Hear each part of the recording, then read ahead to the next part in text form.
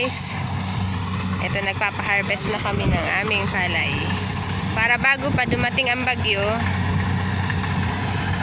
napa-harvest na namin. Ito. Tarong ikot 5. Ito guys, 1 hektarya yan guys na aming ipa-harvest. May bagyong Hulyan, pero sa awa ng Diyos malayo naman dito sa aming lugar. Pero mahangin lang. Ayan guys, ang harvester.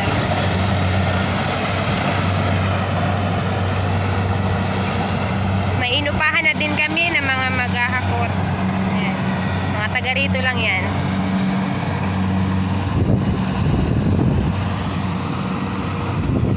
Malayo-layo lang kasi talaga yung kalsada sa amin guys. Andun pa yung kalsada. Andun pa, malayo pa yung kalsada.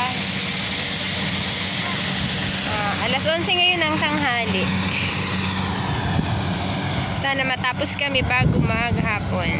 Ayan. Halos lahat dito magpapa-harvest na din. Sa mga pinsan ko. Yung mga katabi ay sa mga pinsan ko din. Ayan. Praying na sana maraming ma-harvest. Na kahit na dinaanan ng bagyong Enteng. Halos 3 bagyo yung dumaan guys. Pinadapa nga yung aming palayan ni bagyong Enteng. Sana makapag-harvest pa rin kahit papano ng makabawi sa gastos.